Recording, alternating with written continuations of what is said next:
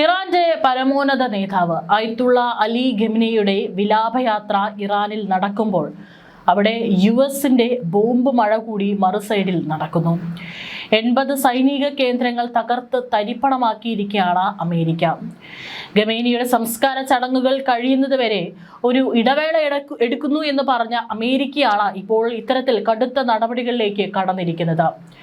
Hormuz കടലിടുക്കിൽ വാണിജ്യ കപ്പലുകൾക്ക് നേരെ ഇറാൻ നടത്തുന്ന ആക്രമണങ്ങൾക്ക് മറുപടിയായി ഇറാന്റെ സൈനിക താവളങ്ങൾ ലക്ഷ്യമിട്ടാണ് അമേരിക്കയുടെ വമ്പൻ വ്യോമാക്രമണം നടക്കുന്നത്. വമ്പിച്ച പ്രഹരശേഷിയുള്ള ബോംബുകൾ ഉപയോഗിച്ച് 80ഓളം സൈനിക കേന്ദ്രങ്ങളാണ് US സൈന്യം ഒറ്റയടിക്ക് തകർത്തിരിക്കുന്നത്. 10 ദിവസം മുമ്പ് നടന്ന ആക്രമണത്തേക്കാൾ 4-5 ഇരട്ടി പ്രഹരശേഷിയുള്ള ആക്രമണമാണ് ഇപ്പോൾ നടത്തിയിരിക്കുന്നതെന്നും US ഉദ്യോഗസ്ഥരെ ഉദ്ധരിച്ചുകൊണ്ട് അന്താരാഷ്ട്ര മാധ്യമങ്ങൾ റിപ്പോർട്ട് ചെയ്യുന്നു. മുൻ പരമോന്നത നേതാവ് അയത്തുള്ള അലി ഖമനേയിയുടെ വിലാപയാത്രയിൽ ദശലക്ഷക്കണക്കിന് ആളുകൾ പങ്കെടുക്കുന്ന സമയത്താണ് അമേരിക്ക കടുത്ത സൈനിക നടപടിയിലേക്ക് കടന്നിരിക്കുന്നത്. ആക്രമണത്തിന് പിന്നാലെ ഇറാന് താൽക്കാലികമായി നൽകിയിരുന്ന എണ്ണ ഉപരോധ ഇളവുകളും അമേരിക്ക പിൻവലിച്ചു. ഹോർമുസ് കടലിടുക്കിലൂടെ സഞ്ചരിച്ച 3 വാണിജ്യ കപ്പലുകൾക്ക് നേരെ ഇറാൻ ആക്രമണം നടത്തിയതിന് തിരിച്ചടിയായാണ് US സെൻട്രൽ കമാൻഡ് ഈ മിന്നലാക്രമണം നടത്തിയത്. 80-ലധികം ലക്ഷ്യങ്ങളിൽ കൃത്യമായി ബോംബാക്രമണം നടത്തിയെന്നാണ് US സെൻട്രൽ കമാൻഡ് അറിയിച്ചത്.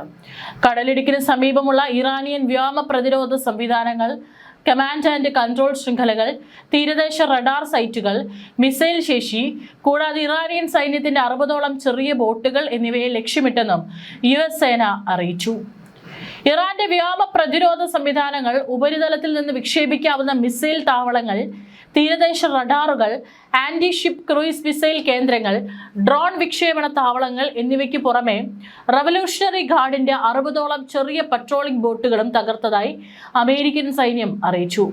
തുർക്കിയിൽ നടക്കുന്ന നാറ്റോ ഉച്ചകോടിക്കിടെയാണ് അമേരിക്കൻ പ്രസിഡന്റ് ഡൊണാൾഡ് ട്രംപ് ഈ സൈനിക നീക്കത്തിന് അനുമതി നൽകിയത്. വ്യോമാക്രമണം മണിക്കൂറുകളോളം നീണ്ടു നിന്നതായും തെക്കൻ ഇറാന്റെ തീരദേശ നഗരങ്ങളായ ബന്ദർ അബ്ബാസ്, സുരിഖ്, ഗ്വഷേം ദ്വീപ് എന്നിവിടങ്ങളിലും വൻ സ്ഫോടനങ്ങൾ ഉണ്ടായതായും റിപ്പോർട്ടുകളുണ്ട്. അമേരിക്ക നടത്തിയത് പരമാധികാരത്തിന്മേലുള്ള കടന്നുകയറ്റമാണെന്നും ഇതിന് അതിശക്തമായ ഭാഷയിൽ തന്നെ മറുപടി നൽകുമെന്നാണ് ഇറാൻ സൈനിക വക്താക്കൾ വ്യക്തമാക്കിയിരിക്കുന്നത്.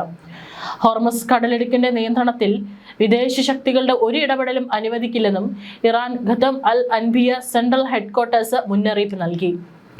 ഇറാൻ നിർദ്ദേശിക്കുന്ന സുരക്ഷിത പാതയിലൂടെ മാത്രമേ അന്താരാഷ്ട്ര കപ്പലുകൾ സഞ്ചരിക്കാവൂ എന്നും സൈന്യം ഓർമ്മിപ്പിച്ചു. അമേരിക്കയുടെ ഈ നീക്കം ഇരു രാജ്യങ്ങളും തമ്മിൽ ഏതാനും ആഴ്ചകൾക്ക് മുമ്പ് ഒപ്പുവെച്ചതായ ധാരണാപത്രത്തിന്റെ നഗ്നമായ ലംഘനമാണെന്നും ഇറാൻ പാർലമെന്റ് സ്പീക്കറും പ്രധാന ചർച്ചാകാരനുമായ മുഹമ്മദ് ബാഗർ ഗാലിബാഫ് കുറ്റപ്പെടുത്തി. ഭീഷണികൾക്ക് മുന്നിൽ ഇറാൻ വഴങ്ങില്ലെന്നും അദ്ദേഹം കൂട്ടിച്ചേർത്തു.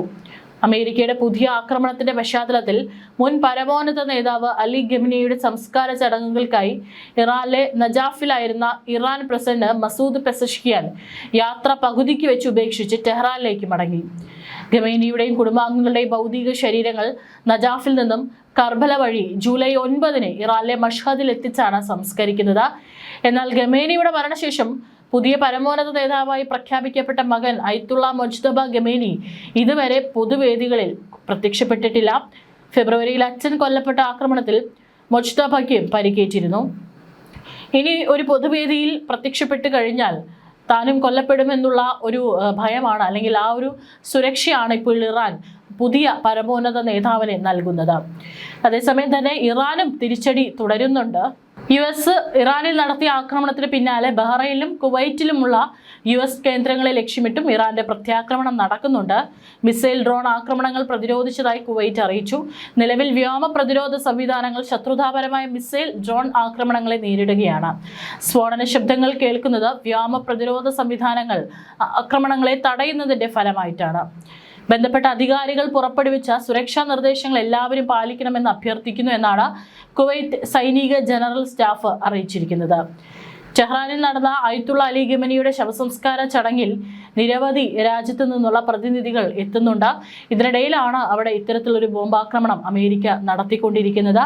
ഇന്ത്യയിൽ നിന്നടക്കമുള്ള പ്രതിനിധികൾ പങ്കെടുക്കുകയും ഇറാൻ ഇന്ത്യയോട് നന്ദി പറയുകയും ചെയ്തിരുന്നു. 2 ഗൾഫ് രാജ്യങ്ങൾ ഉൾപ്പെടെ കുറഞ്ഞത് 13 രാജ്യങ്ങളെങ്കിലും US സമ്മർദ്ദം മൂലം ചടങ്ങിൽ നിന്നും വിട്ടുനിന്നിട്ടുണ്ട്. പക്ഷേ ഇന്ത്യ ഉടനീളം പങ്കെടുത്തതിനാണ് ഇറാൻ നന്ദി പറഞ്ഞത്. ടെഹ്റാനിലേക്ക് ഔദ്യോഗിക പ്രതിനിധികളെ അയക്കുന്നതിൽ നിന്ന് രാജ്യങ്ങളെ നിരുത്സാഹപ്പെടുത്താൻ അമേരിക്ക ശ്രമിച്ചുവെന്ന് പറയപ്പെടുമ്പോഴാണ് ഇന്ത്യ അതിനെ മറികടന്ന് സ്വന്തം പ്രതിനിധി സംഘത്തെ അയച്ചത്. ടെഹ്റാനിൽ നടക്കുന്ന ശവസംസ്കാര ചടങ്ങിൽ പങ്കെടുക്കരുതെന്ന് 5 അറബ് സർക്കാരുകളെയെങ്കിലും നേരിട്ട് ബന്ധപ്പെട്ട് US state secretary Marco Rubio ആവശ്യപ്പെട്ടിരുന്നെന്ന് ഇറാന്റെ ഔദ്യോഗിക ചാനൽ തന്നെ റിപ്പോർട്ട് ചെയ്തിരുന്നു. ശവസംസ്കാര ചടങ്ങുകളിൽ പങ്കെടുത്തതിനെ ഇന്ത്യൻ സർക്കാരിനും ഇന്ത്യൻ ജനങ്ങൾക്കും നന്ദി പറയുകയും ഇരു രാജ്യങ്ങളും തമ്മിലുള്ള ദീർഘകാലമായ ബന്ധത്തിന്റെ പുനഃസ്ഥാപനമായി ന്യൂഡൽഹിയുടെ സാന്നിധ്യത്തെ ഇറാൻ വിശേഷിപ്പിക്കുകയും ചെയ്തിരുന്നു. സമൂഹ മാധ്യമമായ എക്സിലാണ് പങ്കുവച്ച പോസ്റ്റിലൂടെ ഇത് വ്യക്തമാക്കിയത്.